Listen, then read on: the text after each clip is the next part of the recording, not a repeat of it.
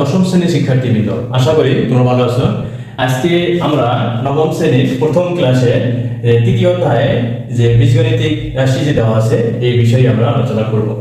তৃতীয় অধ্যায়ে দেখো যে এখানে বিভিন্ন অঙ্ক, এই অধ্যায়টি একটু মোস্ট ইম্পর্টেন্ট চ্যাপ্টার।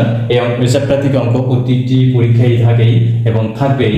তাই এই বিষয়ে এই অধ্যায়ের যে সূত্রগুলো আছে এই সূত্রগুলো সম্পর্কে আজকে আমরা আলোচনা করব। সূত্রগুলো দেখো যে আগে যে সূত্র এবং অনুসিদ্ধান্ত দুটি আমরা একই সাথে লিখে ফেলবো। দেখো সূত্রগুলো হলো a + b হোল স্কয়ার সমান হলো a square + 2ab + b square.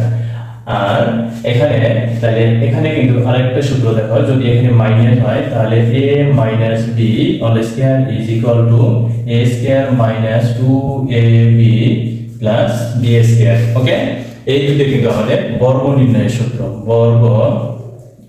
বর্গ নির্ণয়, এই দুটো ফর্মুলা বর্গ নির্ণয়ের জন্য ব্যবহার করা হয়। এখন আমরা যেগুলো লিখব এগুলো কিন্তু অনুসিদ্ধান্ত বলা হয়।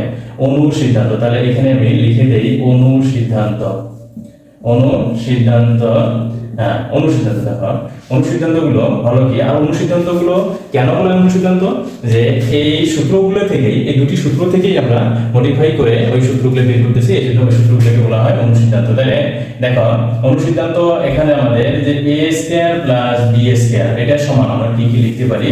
দেখো যে একটা হলো a + b whole square - 2ab, একটা হলো a - b whole square + 2ab, আর a + b whole square + a - b whole square by 2। এটা কিন্তু অনুসিদ্ধান্ত। এখন এখানে আমরা প্লাস দিয়ে করলাম, তাই না? যদি আমরা এখানে মাইনাস দেই তাহলে কি হবে, a square - b square is equal to a + b into হলো a - b। ওকে, তাহলে এখন আমরা অনুসিদ্ধান্ত আরো কিছু লিখতে পারি। দেখো যে অনুসিদ্ধান্তগুলো হলো a + b হোল স্কয়ার সমান হলো a - b whole square + 4ab, আর a - b whole square is equal to a + b - 4ab। Okay, দেখো এই অনুসিদ্ধান্তগুলো লেখা যায়। আবার আরেকটা অনুসিদ্ধান্ত লিখতে পারি আমরা, একটা হলো ab সমান হলো a + b by 2 whole square minus a - b by 2 whole square. আর এটার জন্য আরেকটা লেখা যায় যে 4ab সমান হলো a + b whole square minus a - b whole square. Okay, আর আরেকটা আমাদের গুণনের সূত্র, এটা কিন্তু সূত্র বলা হয়। সূত্র হলো x + a ইনটু হলো x + b, এটা সমান আমরা কি লিখতে পারি। দেখো যে x square + a + b into x + ab। এই পর্যন্ত আমাদের 3.1 অনুশীলনের জন্য সূত্রগুলো প্রয়োজন হবে। এই সূত্রগুলো তোমরা মুখস্থ করবা, অথবা তোমরা এই দুইটা সূত্র থেকে কিন্তু ডাইরেক্ট ক্যালকুলেশন করে এই অনুসিদ্ধান্তগুলো সবগুলো আমরা বের করে পেতে পারি। ওকে, ওটা বিষয়ে আমরা দেখাইলাম না। এখন আমরা যেহেতু আমরা সূত্র নিয়ে আলোচনা করতেছি আজকে আমরা 3.2 এর সূত্রগুলো বিষয়ে আলোচনা করে ফেলবো। ওকে, তাহলে ওই সূত্রগুলো আমরা লিখে দেখো, প্রথমে আমাদের যে ঘন করতে হবে। ঘন করার জন্য ফর্মুলা,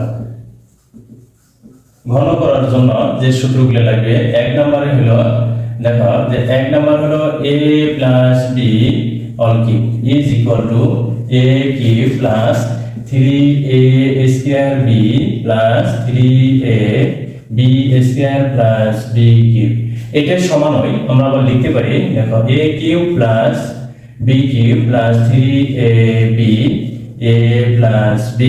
ওকে, তাহলে এখান থেকে আমরা দুই নম্বরটা লিখতে পারি a - b all cube is equal to a cube minus 3a square b plus 3a b square minus b cube। এটা সমান আবার আমরা এভাবে লিখতে পারি a cube minus b cube minus 3ab a minus b। ওকে, এই দুটো হলো আমাদের ঘন নির্ণয়ের জন্য। আর আমরা এইগুলো লিখব মান নির্ণয়ের জন্য। মান নির্ণয় জন্য মান নির্ণয়ের জন্য হলো দুটি সূত্র অনুরূপ হবে। তাহলে এখানে আমরা 3 নং সমীকরণ সূত্র দেই।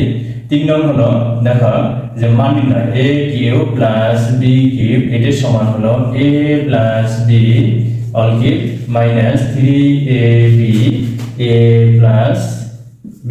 ওকে, তারপরে আমরা 4 নম্বরে দিয়ে দিলে এখানে হলো a cube minus b cube is equal to a minus b all cube plus 3ab a minus b। এই দুটো গেল মান নির্ণয়। এখন উৎপাদক নির্ণয়ের জন্য, হ্যাঁ উৎপাদক নির্ণয়ের জন্য দেখো উৎপাদক নির্ণয়ের জন্য অনুরূপভাবে আমাদের দুটি সূত্র রয়েছে। সূত্র দুটি হলো a cube plus b cube is equal to হলো a প্লাস b ইনটু হলো a square minus ab plus b square. আর 6 নম্বরে হলো a cube minus b cube is equal to a minus b into হলো a square plus ab plus b square. এগুলো হলো 3.2 এর জন্য সূত্রগুলো। আশা করি তোমরা সূত্রগুলো পড়ে ফেলবা। আমরা পরবর্তীতে এই অনুশীলনী বিষয়ে অঙ্ক করব। আশা করি পরবর্তী ভিডিওটি তোমরা সাথেই থাকবা। ওকে, ধন্যবাদ।